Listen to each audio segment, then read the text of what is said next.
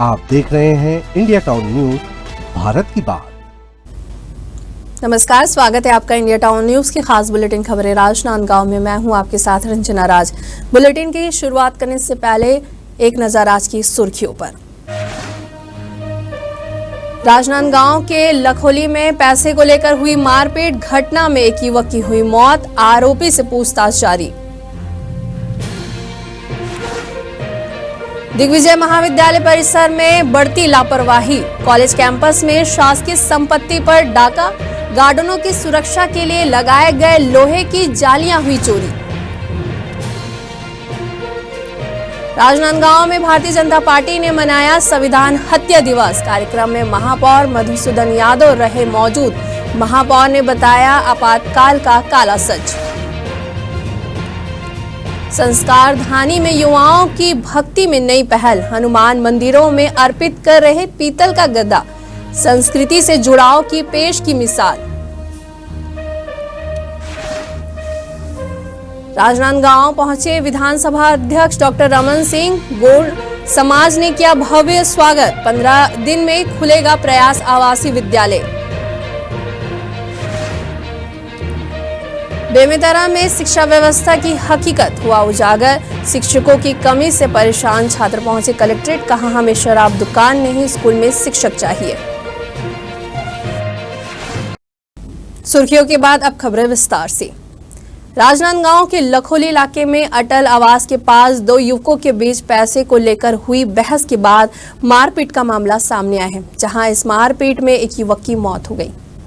जानकारी के अनुसार अजय साहू और सुरेंद्र साहू नामक युवकों के बीच पैसे को लेकर विवाद हुआ, जो हाथापाई में बदल गई। घटना की सूचना मिलने पर पुलिस मौके पर पहुंची और आरोपी को गिरफ्तार कर मामले की जांच शुरू कर दी है। कल शाम करीब 7 बजे के लगभग सूचना मिला कि लखोली अटल आवास के पास कुछ घटना मारपीट हुई है, जिसमें एक व्यक्ति जो अजय कुमार नाम है हॉस्पिटल एडमिट है करके मौके पर गए पुलिस स्टाफ दल बल के साथ। पता चला कि सुरेंद्र साहू अजय कुमार द्वारा शराब पीने के लिए पैसा मांग किया। इसी दौरान दोनों में विवाद हुआ और सुरेंद्र साहू द्वारा पास में पड़े डंडे से उसके सिर में चोट कर दिया, जिससे वो हॉस्पिटल में एडमिट हुआ था, जो इलाज के दौरान खत्म हो गया। जो मारा है उसका पुराना कोई रिकॉर्ड है? नहीं, अभी तक तो उसका रिकॉर्ड खंगाला जा रहा है, लेकिन पर अभी कोई आपराधिक रिकॉर्ड नहीं पाया गया है और इसमें अपराध पंजीबद्ध कर विवेचना की जा रही है। अब बात करते हैं दिग्विजय महाविद्यालय की, जहां इन दिनों अव्यवस्था और शासकीय संपत्ति की अनदेखी का मामला चर्चा का विषय बना हुआ है। आपको बता दें कि कॉलेज परिसर में ही स्थित राधा कृष्ण मंदिर की देखरेख के लिए जिन लोगों को जिम्मेदारी सौंपी गई थी, उन्हीं के द्वारा अब गंभीर अनियमितताओं के आरोप सामने आ रहे हैं। जानकारी के अनुसार कॉलेज परिसर में लगे गार्डनों की सुरक्षा के लिए लगाए गए लोहे की जालियों को चुपचाप चोरी कर लिया गया है और उन्हें किसी निजी मकानों की छतों के लिए प्रयोग किया जा रहा है। इतना ही नहीं, बाउंड्री वॉल में लगी लोहे की ग्रिल को काटकर कहीं खिड़की बना दी गई है तो कहीं उसे गेट का रूप दे दिया गया है। मामला यही नहीं रुका है, आरोप यह भी है कि कॉलेज परिसर में ही कई जगहों पर अवैध निर्माण भी कराए जा रहे हैं। बिना किसी शासकीय अनुमति के दीवारों को तोड़ने और निर्माण कार्य करने की यह घटनाएं प्रशासनिक लापरवाही को उजागर करती है। कॉलेज कैंपस में एक मंदिर जो है वो उन्होंने एक एक्स्ट्रा कंस्ट्रक्शन उन्होंने कर लिया है जो उनके अधिकार क्षेत्र के बाहर है। ये बात मेरी संज्ञान में आई है और इस हेतु हमारे जो महाविद्यालय की भवन निर्माण समिति है वो शीघ्र ही कलेक्ट्रेट में जाकर के आवेदन देंगे ताकि इस उनके जो अवैध निर्माण है इसके ऊपर रोक लगाई जा सके। तोड़ दिया? हाँ, उनके अधिकार क्षेत्र ना, ये उनका अधिकार क्षेत्र तो निश्चित रूप से नहीं है, उन्होंने ये गलत किया है और इसके ऊपर कार्रवाई के लिए हम कलेक्ट्रेट में आवेदन देंगे और निश्चित रूप से फिर ये। झुरिया में आदिवासी ध्रुवे गौड़ समाज के द्वारा रानी दुर्गावती बलिदान दिवस का आयोजन किया गया। इस अवसर पर मुख्य अतिथि के रूप में जिला पंचायत अध्यक्ष किरण रविंद्र वैष्णव रही है।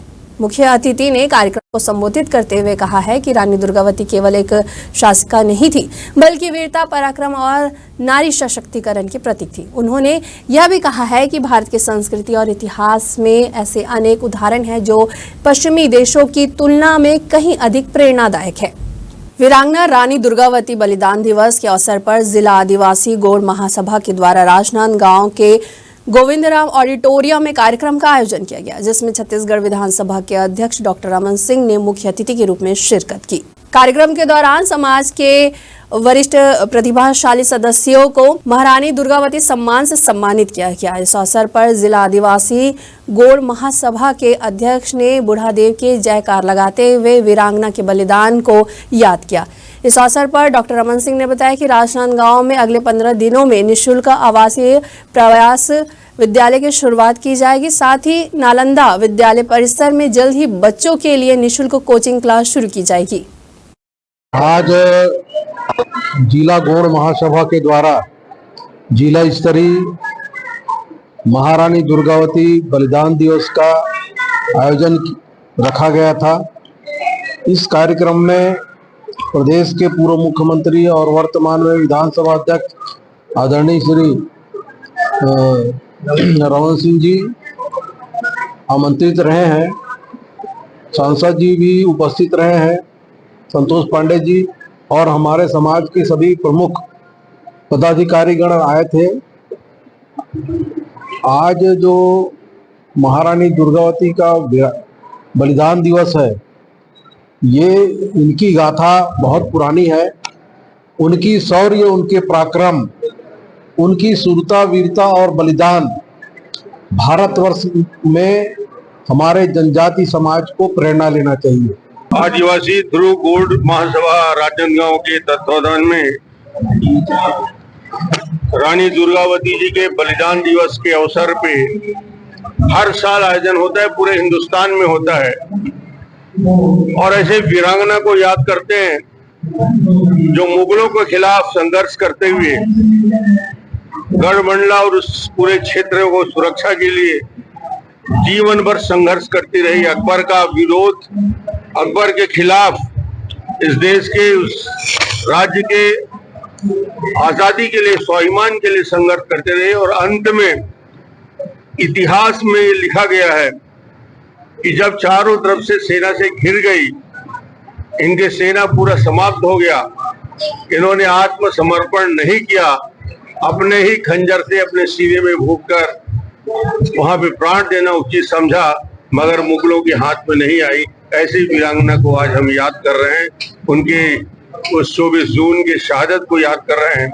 और निश्चित रूप से समाज को आगे बढ़ाने के लिए आज देश में प्रधानमंत्री मोदी जी ने राष्ट्रपति के सर्वोच्च पद में अनुसूचित जनजाति की द्रौपदी मुर्मू जी को मुख्यमंत्री विश्वदेव सहाय को बना के एक सम्मान को गौरव दिया है। और अनुसूचित जाति के डेवलपमेंट के लिए राजनांदगांव में प्रयास, जिसमें इसी साल मेडिकल इंजीनियरिंग कॉलेज के प्रवेश के लिए मेरिट के आधार पे अनुसूचित जाति जनजाति बच्चों का एडमिशन होगा। नालंदा का परिसर पीएससी के एग्जाम के लिए निःशुल्क किताब, कॉपी, कंप्यूटर के साथ वाईफाई की सुविधा के साथ बैठने की व्यवस्था की है। राजनांदगांव के भी नागरिकों को आने वाले कल में बेहतर लाभ मिलेगा, उसके लिए प्रयास है। राजनांदगांव शहर की हनुमान सेवा उत्सव समिति के युवाओं ने धर्म और सेवा को समर्पित एक अनोखी पहल की शुरुआत की है। दरअसल समिति के सदस्यों ने यह संकल्प लिया है कि शहर के जिन हनुमान मंदिरों में पीतल का गदा नहीं है, वहां वे पीतल का गदा अर्पण करेंगे। इस अभियान के तहत समिति ने अब तक शहर के आधा दर्जन से अधिक हनुमान मंदिरों में पीतल का गदा समर्पित कर चुके हैं।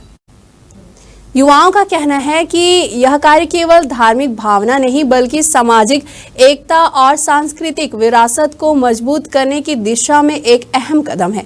समिति के सदस्य मंदिरों का भ्रमण कर यह सुनिश्चित करते हैं कि वहां भगवान हनुमान जी की मूर्ति के पास उचित गदा है या नहीं। जहां आवश्यकता होती है, वहां पीतल का सुंदर और सुसज्जित गदा स्थापित की जाती है। ये हमारे राजनांदगांव शहर में जितने भी मंदिर है, हनुमान सेवा उत्सव समिति के माध्यम से जहाँ भी पीतल का गदा न हो हनुमान जी के मंदिर में, वहाँ वितरण किया जाएगा। हमारा उद्देश्य तो ऐसे पूरे वार्डों में है, अब जहाँ तक हनुमान जी की कृपा हो वहाँ तक कोशिश करेंगे। और आज शुरुआत अभी 2 दिन पहले हुआ, शनिवार से। आज द्वितीय चरण है।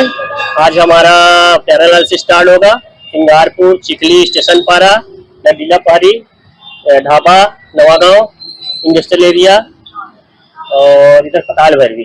कहाँ कर चुके हैं? हमने स्टार्टिंग शीतला मंदिर से किया था, उसके बाद महावीर चौक, माना मंदिर चौक, गांधी चौक, बालाजी मंदिर, जन चौक और Digvijay stadium plus Digvijay college का जो 350 साल पुराना मंदिर है राजा के जमाने का, वहाँ भी हो चुका है। वीरांगना रानी दुर्गावती बलिदान दिवस के अवसर पर छुई खदान में एक विशेष कार्यक्रम आयोजित किया गया, जिसमें आदिवासी युवाओं ने बड़ी संख्या में भाग लिया। इस समारोह का आयोजन योग समिति के द्वारा किया गया था, जिसमें वीरांगना रानी दुर्गावती की श्रद्धांजलि दी गई है। कार्यक्रम में योग समिति के अध्यक्ष अतिथि के रूप में मौजूद रहे। उपस्थित अतिथियों ने अपने विचार साझा करते हुए आदिवासी समाज के युवाओं को देशभक्ति और बलिदान के महत्व को समझाने का प्रयास किया। वहीं कार्यक्रम में युवाओं की सक्रिय भागीदारी ने इस अवसर की गरिमा को और भी ज्यादा बढ़ा दिया। चलिए बढ़ते अगली खबर की ओर, जहां भारतीय वायुसेना के अधिकारी केसीजी के युवाओं के बीच वायुसेना में अग्निवीर वायु के रूप में चयन प्रक्रिया और कैरियर की प्रगति के अवसर के बारे में जागरूकता फैलाने के उद्देश्य से प्रवास पर रहे। इस कार्यशाला में वायुसेना के अधिकारियों ने अग्निवीर वायु के रूप में भर्ती की चयन प्रक्रिया और करियर में उपलब्ध अवसरों के साथ ही चुनौतियों के बारे में विस्तार से जानकारी प्रदान की। वहीं अधिकारियों ने युवाओं के सवालों का जवाब देते हुए उनके संदेह दूर किया और उन्हें अपने कैरियर के लक्ष्यों को निर्धारित करने और उन्हें प्राप्त करने के लिए प्रेरित किया। इस पहल का उद्देश्य जिले के युवाओं को वायुसेना में सेवा के अवसरों के प्रति जागरूक करना है और उन्हें देश की सेवा के लिए प्रोत्साहित करना था। कवर्धा में शासकीय राशन दुकान और विक्रेता कल्याण संघ छत्तीसगढ़ ने राशन दुकान ने एक दिन के लिए बंद रखकर धरना प्रदर्शन किया है। इस मौके पर मुख्यमंत्री और प्रधानमंत्री के नाम ज्ञापन कलेक्टर और खाद्य अधिकारी को सौंपा गया है। राशन दुकानदारों ने बताया कि पिछले कई वर्षों से कमीशन में कोई वृद्धि नहीं हुई है, जबकि महंगाई और अन्य खर्चे बढ़े हैं। दरअसल राशन दुकान लंबे समय से कमीशन वृद्धि और सर्वर संबंधी समस्याओं से जूझ रहे हैं। सरकार से बार बार मिलकर मांग पत्र सौंपने के बावजूद भी उनकी समस्याओं पर कोई ठोस कदम नहीं उठाया गया है। दुकानदारों का कहना है कि जन वितरण प्रणाली संचालकों की उपेक्षा की जा रही है, जिससे वे काफी निराश है। वक्त हो चुका है एक छोटे से ब्रेक का। खबरें और भी हैं, बने रहिए इंडिया टाउन न्यूज के साथ। अब खबर आपकी उंगलियों पर, हर खबर पर हमारा नजरिया। इंडिया टाउन न्यूज, भारत की बात। ब्रेक के बाद आप सभी का स्वागत है। चलिए बढ़ते अगली खबर की ओर, जहां पर्यटन को बढ़ावा देने के नाम पर जनता के पैसों से हो रहे कथित भ्रष्टाचार के खिलाफ अब आवाज उठने लगी है। दरअसल खैरागढ़ के समीप स्थित छिंदारी जलाशय में बनाए गए इको टूरिज्म केंद्र छिंदारी के परिंदे में एक 40 लाख रुपए की अनियमितता को लेकर बवाल मच गया है। ज्ञापन में बताया गया है कि वन विभाग के द्वारा स्वीकृत एक 40 लाख रुपए की राशि से बेंच, शौचालय और सोलर लाइटिंग जैसी मूलभूत सुविधाओं का निर्माण किया जाना था, लेकिन 24 मई को स्थल निरीक्षण में टीम को मात्र 10 से 12 लाख रुपए के कार्य ही जमीन पर दिखाई दिया गया है। विभाग ने कोई कार्यवाही की है और न ही जांच की प्रक्रिया शुरू की गई है। इससे नाराज मिशन संडे टीम ने ज्ञापन में संबंधित अधिकारियों पर सख्त कार्यवाही की मांग की है। देखिए, विधायक श्रीमती यशोदा वर्मा जी के नेतृत्व में आज सारे हमारे मिशन संडे के सदस्य लोग माननीय कलेक्टर साहब ज्ञापन सौंपने आए हैं। 25 मई को हम लोग विधायक जी के नेतृत्व में छिंदारी के परिंदे में निरीक्षण करने हम लोग गए हुए थे और वहाँ पर लाखों रुपए का भ्रष्टाचार हम उजागर किया है। जंगल की लकड़ी, जंगल की बांस और जंगल की मुरुम मिट्टी का आहरण फॉरेस्ट विभाग ने फर्जी तरीके से किया है। गुणवत्ताविहीन वहाँ कार्य हुआ है, बिना टेंडर के वहाँ नाव खरीदी गई है। इसकी जांच की मांग हम लोग करने आए हैं। हम लोग गए, उसके बाद अभी तक कोई जांच कार्रवाई नहीं हुई। आज हम लोग कलेक्टर साहब को कहे हैं कि इस विषय पर अगर 8 दिन के अंदर जांच कर दोषी अधिकारियों के खिलाफ कार्रवाई किया जाए, नहीं तो कांग्रेस विधायक जी के नेतृत्व में उग्र आंदोलन करने के लिए। अब आपको हम एक ऐसी तस्वीर दिखाएंगे जहां प्रदेश में शिक्षा व्यवस्था की हकीकत को उजागर करती है। एक गंभीर तस्वीर बेमेतरा जिले से सामने आई है, जहां शिक्षा सत्र शुरू हुए एक सप्ताह से अधिक हो चुका है, लेकिन स्कूल में विषय शिक्षकों की भारी कमी बनी हुई है। इससे नाराज स्कूली छात्र छात्राएं कलेक्ट्रेट कार्यालय पहुंची, शिक्षक नियुक्ति की मांग तक करने लगी। छात्राओं ने मीडिया से बात करते हुए कहा कि वे प्रतिदिन स्कूल जा रहे हैं, लेकिन हायर सेकेंडरी के लिए आवश्यक विषय शिक्षक ही मौजूद नहीं है। उन्होंने आरोप लगाया है कि जब प्रिंसिपल से इस समस्या की बात की गई तो उन्होंने डिजिटल माध्यम से पढ़ने की सलाह दी। यहां तक कि कह दिया कि अगर पढ़ाई नहीं हो पा रही है तो टीसी निकाल कर चले जाओ। वहीं कलेक्टर से मिलने पहुंचे छात्रों ने बताया कि कलेक्टर की प्रतिक्रिया से वे असंतुष्ट हैं। छात्रों ने सरकार की नीतियों पर भी सवाल खड़े किए हैं। हम यहाँ कलेक्टर सर के पास टीचर की मांग लेके आए थे और अभी हमने कलेक्टर सर से मिला तो कलेक्टर सर ने नाम कहा तो पूछ लिया, लेकिन ये नहीं बोला कि क्या करना है कैसे करना है। उन्होंने सीधा बोल दिया कि डीओ ऑफिस जाओ। तो डीओ ऑफिस जाके क्या वही सब डीओ ऑफिस को बोलेंगे तो डीओ सर बोलेंगे कि कलेक्टर के पास। तो क्या हम कुछ दिन ऐसे ही निकाले? क्या टीचर्स तो आ नहीं सकते? अगर आने ही रहता तो हमारी प्रिंसिपल ने पिछले साल भी टीचर्स की मांग लेके कुछ हमारे सीनियर्स आए थे, लेकिन उस टाइम जब टीचर्स नहीं आए तो अभी टीचर्स नहीं आए। और जब अभी टीचर्स का इधर से उधर ट्रांसफर हो रहा है, इतना वैकेंसी निकल रहा है टीचर्स का, आखिर टीचर्स है कहाँ और हमें टीचर्स कब मिलेंगे, ये मैं पूछती हूँ। सर हम कलेक्टर ऐसे पहुंचे कि हमारे ना स्कूल्स में टीचर्स की कमी है, और जब हम टीचर्स के लिए बोलते हैं स्कूल में तो बोलते हैं कि जब तक टीचर्स नहीं आते तब तक आप एलईडी टीवी में पढ़ो, अगर एलईडी टीवी में पढ़ो और टीसी ले सकते हो आप। अगर आप पढ़ना नहीं चाहते तो टीसी ले सकते हो। हम लोग टीसी लेके जाएंगे तो वहाँ हमको कहीं स्कूल पर सीट नहीं मिले तो हम क्या हाथ घूमे। हाँ तो एक साल का भविष्य खराब हो जाएगा ना। कौन बोलते हैं एलईडी टीवी में पढ़ो, टीसी लेके चलो जाओ नहीं पढ़ना करके? और स्कूल में कुछ सर मैम से वो बोलते हैं कि एलईडी टीवी में के सहायता से आप पढ़ोगे, जब तक टीचर्स नहीं आएंगे तो कब तक आएंगे टीचर्स? हमको टीचर्स चाहिए ना भाई, हमको दादू पट्टी तो नहीं चाहिए। और सर हम लोग टीचर्स की मांग के लिए आए थे। 11th में हम लोग पढ़ाने के लिए कोई भी टीचर्स नहीं है ना। और हम लोग जब कलेक्टर सर से आए तो उन्होंने पूछा कि क्या नाम है, क्या करते हैं बाबा, बस इतना ही पूछा। और फिर बोलते हैं कि डीओ सर से मिलो। तो हम लोग को जो चीज के लिए आए थे वो चीज के बारे में हम लोग चर्चा करनी चाहिए तो सर बोल ही नहीं रहे। और हम लोग का पूरा भविष्य पढ़ा, हम लोग का एक साल खराब हो गया इस वजह से। और हम लोग कभी कोई स्कूल मतलब यहाँ पे अगर कहीं स्कूल पे दूसरे टीसी लोग बोल रहे हैं ना, तो अगर हम लोग टीसी लेके जाते भी हैं दूसरे स्कूल में तो हम लोग को सीट भी नहीं मिल रहा है दूसरे स्कूल में। विद्यालय के बच्चे शिक्षकों की मांग को लेके आए थे और मैंने डीओ को पत्र मार्क किया है। उसमें जो भी नियमानुसार स्कूल के हक में हित में जो भी कर सकेंगे वो हम करेंगे। चलिए बढ़ते अगली खबर की ओर, जहां भारतीय जनता पार्टी के द्वारा देश भर में 25 जून को संविधान हत्या दिवस के रूप में मनाया जा रहा है। इसी कड़ी में राजनांदगांव में भी कार्यक्रम का आयोजन किया गया, जहां महापौर मधुसूदन यादव समेत स्कूली बच्चों, शिक्षकों, नगर निगम अधिकारियों और जनप्रतिनिधियों की उपस्थिति रही। वहीं कार्यक्रम के दौरान वक्ताओं ने आपातकाल के दौरान हुई लोकतांत्रिक अधिकारों की हनन की घटनाओं को साझा किया और बताया कि किस प्रकार से नागरिकों की स्वतंत्रता, अभिव्यक्ति और पत्रकारिता पर अंकुश लगाया गया। वहीं महापौर मधुसूदन यादव ने कहा कि लोकतंत्र की रक्षा और संवैधानिक मूल्यों को समझ बढ़ाने के लिए इस प्रकार के आयोजन आवश्यक है। आज देश में आपातकाल की 50वीं वर्षी है, जिसे संविधान हत्या का नाम दिया गया है और ये नाम जो है बहुत प्रासंगिक है।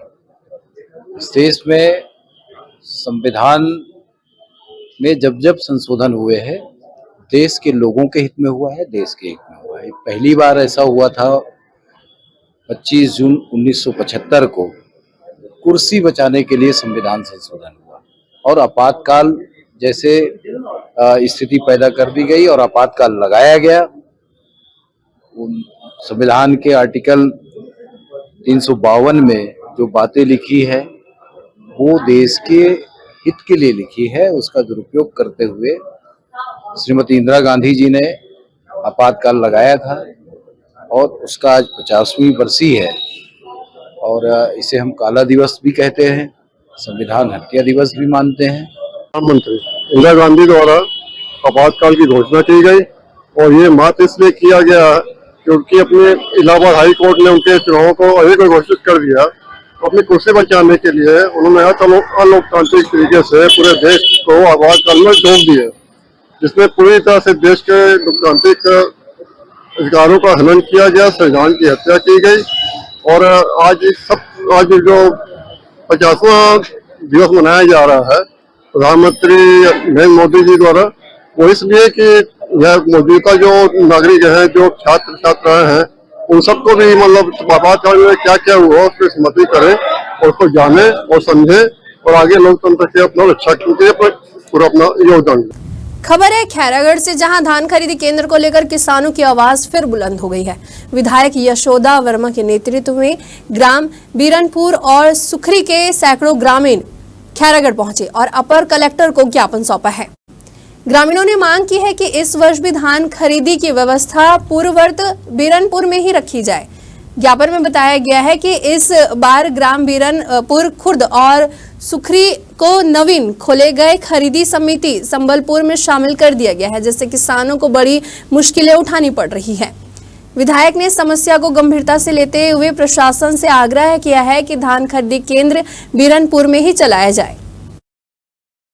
धान सोसाइटी बरबसपुर में रही से ओला संबलपुर में ले जा रहा थे, ओकर कारण बीरनपुर में खाद गोदाम बने हैं। हम लोग बीरनपुर में सोसाइटी बनना है। सुखरी और बीरनपुर और संबलपुर तीनों गांव के बीच में है, रोड में है। वहाँ रोड नहीं है संबलपुर में, यहाँ बीरनपुर में बनना जरूरी है। अभी जैसे मांग करे हो, अगर मांग पूरा नहीं हुई तो क्या कर हुआ? मांग पूरा नहीं हुई तब धान नहीं बेचन हम दोनों गाँव धान नहीं बेचन हम सभी किसान सुखरी और बीरनपुर हमन हा बरबसपुर में पहले बेचत रहे हैं और अभी नवा सोसाइटी संबलपुर कर देगे है, जेकर हमन हा ज्ञापन सौंपे पर कलेक्टर साहब और हमारे विधायक महोदय के पास आ रहे हैं। तो हमारे मन की समस्या यही कि हमन हा बरबस और सोसाइटी में धान बेच सकते या फिर हम ना बीरनपुर बीच में लाग रहा, मतलब वहाँ कहे जाए तो बीरनपुर में खाद गोदाम है और तीनों गांव के सेंटर भी है और संबलपुर जाए पर हम काफी परेशानी का सामना करे पड़ती है, रोड भी नहीं है वहाँ पर जाए के। हम लोग यहाँ धान खरीदी केंद्र के लिए जो फूल रहे हैं उसके विरोध में जो गांव में खो रहे हैं उसके विरोध में यहाँ हमारे किसान भाइयों के साथ उपस्थित में, यहाँ हमारे बीरनपुर का सभी किसान भाई लोग आए हैं, सुखरी का भी हमारे किसान उपस्थित हुए।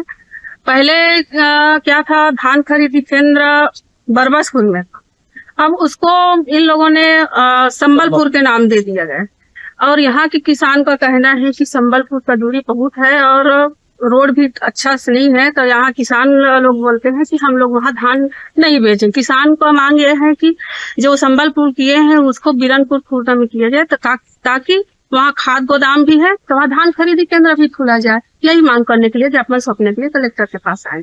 खैरागढ़ के अमलीपारा पुल पर बुधवार की शाम एक दर्दनाक हादसा हो गया। दरअसल घुमका निवासी मनोज वर्मा शराब के नशे में बाइक चलाते समय पुल के डिवाइडर से टकरा गया, जिससे उसके बाएं पैर में गंभीर चोट आई है।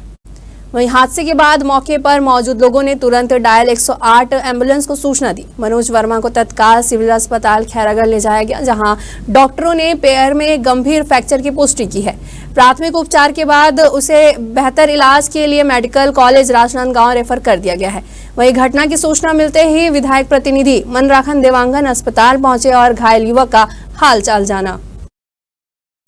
युक्तियुक्तकरण के खिलाफ कांग्रेस पार्टी के दुर्ग जिला इकाई के द्वारा धरना प्रदर्शन का आयोजन किया गया, जिसे शिक्षा न्याय का नाम दिया गया है, जिसमें पार्टी के तमाम पदाधिकारी और कार्यकर्ता बड़ी संख्या में शामिल हुए। वहीं पुराना बस स्टैंड के पास से इकट्ठा होकर रैली निकाली गई, फिर जिला शिक्षा विभाग कार्यालय का घेराव किया गया। कांग्रेस पार्टी के नेताओं का कहना है कि राज्य की भाजपा सरकार ऐसे करके जनता को छलने का कार्य कर रही है। वहीं कांग्रेस की जंगी प्रदर्शन को देखते हुए दुर्ग पुलिस ने कड़ी तैयारी कर रखी थी। 18 महीने में भारतीय जनता पार्टी की विष्णुदेव सरकार ने युवाओं के साथ मजाक किया है, युवाओं के साथ छल किया है। न केवल युवाओं को रोजगार देने की बात हो, बेरोजगारों के साथ भी इस सरकार ने छल करने में कोई कसर बाकी नहीं है रखी है। अपने घोषणा पत्र में उन्होंने कहा था कि हम 53,000 शिक्षकों की भर्ती करेंगे। ये लोग भवन वाला देके बेरोजगारों का वोट तो उन्होंने ले लिया, लेकिन किया कुछ नहीं। विधानसभा सत्र चालू हुआ तो उन्होंने कहा कि 33,000 शिक्षकों की हम भर्ती करेंगे, लेकिन वो भी पूरी नहीं हुई। जबकि आज आप देख रहे 10,000 स्कूल ऐसे हैं प्रदेश में जहाँ पर शिक्षक नहीं है। और युक्तियुक्तकरण के माध्यम से लगभग प्रदेश में 2000 स्कूलें बंद है। तो भारतीय जनता पार्टी की और ऐसे 380 स्कूल है जहां पर शिक्षक ही नहीं है। तो भारतीय जनता पार्टी की सरकार पूरी तरीके से धोखा कर रही है, छल कर रही है। हमारे प्रदेश कांग्रेस कमेटी के अध्यक्ष श्री दीपक बैज के नेतृत्व में हमने शिक्षा न्याय आंदोलन चलाया है। ये 4 चरणों में हो रहा है। ये 4थे चरण में आज हम जिला शिक्षा अधिकारी का घेराव करने जा रहे हैं। आप देख रहे हैं कि हजारों की संख्या में दुर्ग शहर में लोग यहाँ पे जुटे हैं। एक तो भूपेश बघेल जी का सरकार था जब 700 आत्मानंद स्कूल खुला। ये सरकार भारतीय जनता पार्टी की सरकार ये है जो 10,463 स्कूल बंद कर दिया। भारतीय जनता पार्टी का सरकार वो है जो एक तरफ दारू दुकान खोलती, शराब दुकान खोलती है और दूसरे तरफ शिक्षा ना बढ़े इसके लिए 10,463 जो स्कूलें हैं वो बंद करती है। आपको एक चीज बता दूं कि लोग प्राइवेट स्कूल से आत्मानंद स्कूल में बच्चों को डाल रहे थे और आज स्थिति ये हो गया, आत्मानंद स्कूल की स्थिति इतना खराब कर दिया इस सरकार ने कि फिर से उस स्कूल से निकाल के अब प्राइवेट स्कूल में डाल रहे हैं। इसका मेरे कहने का मतलब ये है भारतीय जनता पार्टी सरकार जो है प्राइवेटीकरण को बढ़ावा दे रहा है। ये सीधी सीधी बात है। 45,000 युवाओं की नौकरी को छीन रहा है। 45,000 पद जो रिक्त है शिक्षकों का उसको ये नहीं ले रहे हैं। डोंगरगढ़ की पवित्र प्रज्ञागिरी पहाड़ी के पास एक बाबा का आश्रम था जहां वह योग और आध्यात्म का ढोंग कर रहा था, लेकिन जब पुलिस ने उसके फार्म हाउस पर दबिश दी तो वहां से गांजे की पुड़िया, नशीले इंजेक्शन सहित कई आपत्तिजनक सामग्री बरामद हुई है। आरोपी का नाम तरुण अग्रवाल उर्फ सोनू है जो 45 साल का है और दिखने में एक तपस्वी संत की तरह है। पुलिस ने जब तरुण के फार्म हाउस पर दबिश दी तो वहां से लगभग 2 किलो गांजा बरामद हुआ है। इसके अलावा वहां से नशीली गोलियां, इंजेक्शन और कई आपत्तिजनक सामग्री भी मिली है। पुलिस अब तरुण के विदेशी नेटवर्क, फंडिंग चैनल और पूरे गिरोह की तलाश में जुटी हुई है। पिछले कुछ दिनों से प्रज्ञागिरी पहाड़ी के आसपास एक फार्म हाउस में एक वहाँ जो बाबा रहते हैं उनके खिलाफ एक लगातार शिकायत मिल रही थी। उसी तरह में थाना डोंगरगढ़ पुलिस द्वारा वहाँ पर रेड कार्रवाई की गई और उस रेड कार्रवाई के दौरान योगी कांति अग्रवाल जो वहाँ के फार्म हाउस के ओनर हैं उनसे करीब 2 किलो के आसपास गांजा जब्त हुआ, जिसको विधिवत कार्रवाई कर माननीय न्यायालय आज पेश किया गया है। और क्या क्या जब्त किए गए हैं सर? गांजा हुए और उनके पास एक कई प्रकार के चीलम और जितने भी और वस्तुएं जब्त हुए हैं उसको विधिवत जब्त किया गया है। जी सर, जानकारी मिली कि वो अन्य देशों से भी कांटेक्ट में थे और ऐसा जो गोवा में भी रहकर वो अपना व्यापार इस तरह से चला रहे थे, उसमें क्या जानकारी निकल कर?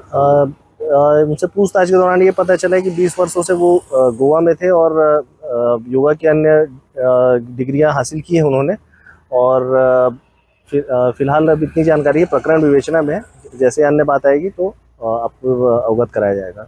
छुई खदान में जिला कांग्रेस कमेटी और यूथ कांग्रेस के तत्वाधान में खाद की कालाबाजारी, सड़क मुआवजा, बिजली कनेक्शन में अवैध वसूली, पानी की समस्या और निजी हॉस्पिटल में इलाज में लापरवाही की जांच की मांग सहित विभिन्न मुद्दों पर धरना प्रदर्शन किया है। कांग्रेस नेताओं और कार्यकर्ताओं ने छुई खदान एसडीएम कार्यालय का घेराव करते हुए ज्ञापन सौंपा और अपनी मांगों को लेकर उग्र प्रदर्शन किया। कांग्रेस का कहना है कि खाद की कालाबाजारी पर रोक लगाने, सड़क मुआवजा की समस्या का समाधान करने, पानी की समस्या का समाधान करने और बिजली कनेक्शन में अवैध वसूली पर रोक लगाने और निजी हॉस्पिटल में इलाज में लापरवाही की जांच करने की मांग की गई है। दूसरा मुआवजा कब तक उनको मिल पाएगा उसके बारे में उनका प्रमुख विरोध था। और दूसरा नंबर पे है कि जो हमारा जल जीवन मिशन है जिसमें ग्रामीण क्षेत्रों के लिए चिंदारी डैम से पाइपलाइन बिछाकर 21 गांवों के लिए पेयजल सुविधा उपलब्ध कराई जा रही है, तो ये नगर पंचायत छुई खदान से ही जा रहा है, तो उनके नगर पंचायत को इसका लाभ क्यों नहीं मिल रहा है, तो उसके बारे में उन्होंने मुझसे सवाल किया तो मैंने जवाब दिया है। और सीएसईबी में उनके द्वारा आरोप लगाया गया है कि बिजली अस्थायी कनेक्शन के लिए अवैध 10,000 20,000 की, तो इसकी जांच हमारे द्वारा की जाएगी और संबंधित अधिकारियों को बुलाकर पूछा जाएगा। ये अभी जो आज का जो धरना प्रदर्शन एसडीएम कार्यालय घेराव हुआ है, इसमें 5 मुख्य मुद्दा है। पहला खाद का किल्लत है, किसानों को पर्याप्त खाद नहीं मिले। दूसरा है गनिया उदयपुर छुई खदान जो मार्ग है उसमें 21 करोड़ रुपए लगभग जो मुआवजा है तो अभी तक किसानों को लंबित है। और साथ ही तीसरा जो मामला है चुईदार नगर में पानी की जो समस्या है, यहाँ से पाइपलाइन जा रही है और पानी नहीं मिल रही है। और चौथा जो मुद्दा है बिजली विभाग में जो गोरख धंधा चल रहा है, वहाँ पर अवैध वसूली चल रहे हैं, उसके खिलाफ। और पांचवी मुद्दा है यहाँ पर एक निजी अस्पताल है, वहाँ गर्भवती महिला की मौत हुई देवपुरा गंडई की, जिसके जांच के लिए हमने आवेदन किया था। जांच समिति बनी है परंतु अभी तक कोई जांच रिपोर्ट सामने नहीं आया 2.5 महीना बीत जाने पर। तो किसानों के साथ, युवाओं के साथ और समस्त जनता के साथ आज घेराव किया है और धरना प्रदर्शन किया। आपातकाल की 50वीं वर्षगांठ के अवसर पर आयोजित संविधान हत्या दिवस के कार्यक्रम में दुर्ग में मायूसी का माहौल देखने को मिला है, जहां पीडब्ल्यूडी सभागार में शुरू होने वाले कार्यक्रम में जिले के विधायक, सांसद सहित कोई भी जनप्रतिनिधि उपस्थित नहीं हुए। वहीं पूर्व मंत्री प्रेम प्रकाश पांडे भी कार्यक्रम में पहुंचकर लंबे इंतजार के बाद निराश होकर वापस लौट गए। दुर्ग के कलेक्टर और एसएसपी सहित अन्य वरिष्ठ अधिकारी भी घंटों इंतजार करते रहे, लेकिन कार्यक्रम शुरू नहीं हो पाया। मीडिया कर्मी भी 2 घंटे तक इंतजार के बाद लौट गए। इस कार्यक्रम में जनप्रतिनिधियों की अनुपस्थिति से सवाल खड़े हो रहे हैं कि आखिर यह कार्यक्रम कितना प्रभावी और सफल रहा है। हमारे खास बुलेटिन खबरें राजनांदगांव में फिलहाल इतना ही। मुझे दीजिए इजाजत, नमस्कार। आप देख रहे हैं इंडिया टाउन न्यूज, भारत की बात।